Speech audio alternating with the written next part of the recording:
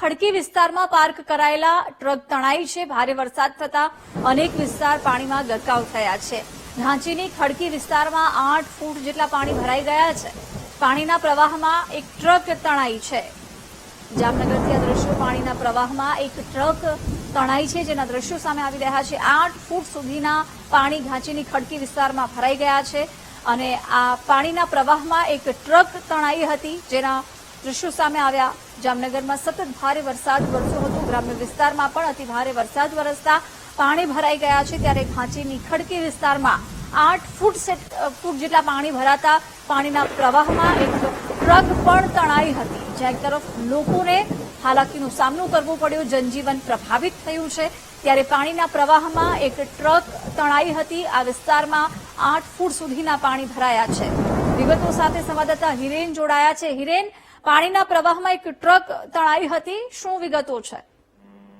હજી જિજ્ઞાસા ચોક્કસ જણાય તો કે જે જામનગરમાં સતત વરસાદ પડી રહ્યો છે, જેને લઈને અનેક જે જામનગરના નીચાણવાળા વિસ્તારો છે, ભીમવાસ છે, કલાવડના નાકા સહિતના જે વિસ્તારો છે, તેમાં પાણી ભરાયાની ઘટના સામે આવી છે। ત્યારે એક વિડીયો જે વાયરલ થયો છે તેમાં એક ટ્રક છે તે તણાતો જઈ રહ્યો હોય એવું દ્રશ્યમાં દેખાઈ રહ્યું છે। તો એ જગ્યાએ હાલ 8 થી 9 ફૂટ જેટલા પાણી ભરાયા હોવાનું સામે આવ્યું છે। તો બીજી તરફ વાત કરીએ તો જામનગર શહેરના જે ગુલાબનગર વિસ્તાર છે, ભીમવાસ છે, તે સહિતના વિસ્તારો છે, તેમાં લોકોના ઘરમાં પાણી ઘૂસ્યા હોવાનું પણ સામે આવ્યું છે। જી જિજ્ઞાસા। બિલકુલ હિરેન, આભાર જાણકારી આપવા બદલ।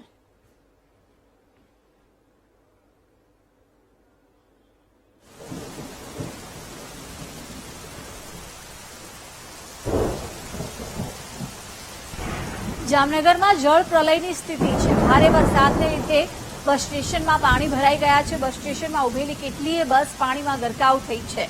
શહેરના અનેક વિસ્તારમાં વરસાદી પાણી ભરાયા છે। રાત્રે પડેલા મુશળધાર વરસાદથી શહેરની હાલત કફોડી બની છે। મુશળધાર વરસાદને કારણે શહેરમાં પાણી ભરાઈ ગયા છે।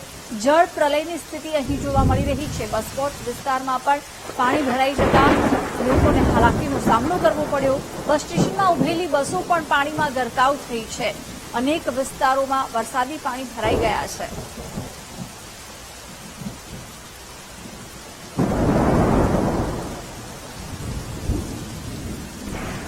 જામનગરનું બેડ ટોલ નાકું વરસાદી પાણીમાં ગરકાવ થયું છે। કમરથી ઉપર સુધી પાણી ભરાતા ટોલ નાકું આખું ડૂબ્યું છે। ટોલનાકા પાસે પાર્ક કરેલા વાહનો પણ સંપૂર્ણ પાણીમાં ડૂબ્યા છે। જામનગરમાં અતિ ભારે વરસાદને કારણે તારાજીના દ્રશ્યો પણ સામે આવી રહ્યા છે। બેડ ટોલ નાકું છે, પાણીમાં ગરકાવ થયું। ટોલનાકા પાસેના વાહનોએ પણ જાણે જળ સમાધિ લીધી હોય તે પ્રકારે વાહનો આ પાણીમાં ડૂબેલા જોવા મળી રહ્યા છે।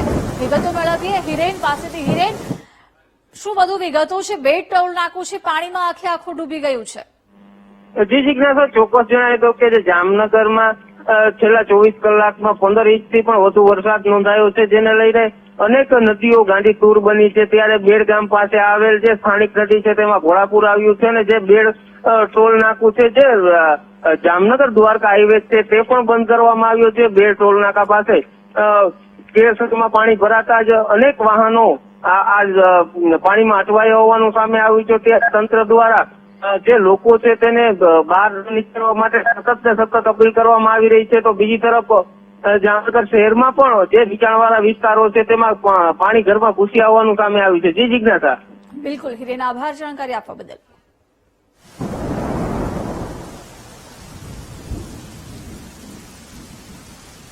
જામનગરમાં ભારે વરસાદ થતા જળબંબાકારની સ્થિતિ છે। લાલપુરમાં વરસાદી પાણીથી પૂરની સ્થિતિ જોવા મળી રહી છે। વરસાદી પાણીથી લાલપુરની ઢાઢર નદીમાં ઘોડાપુર આવ્યું છે। લાલપુરના નીચાણવાળા વિસ્તારોમાં પાણી ભરાઈ જતા લોકોને હાલાકી પડી રહી છે।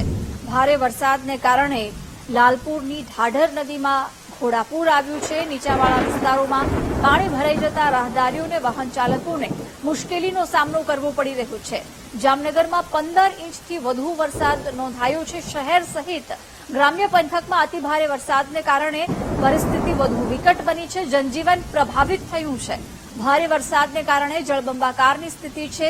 લાલપુરની ઢાઢર નદીમાં ઘોડાપુર આવ્યા છે।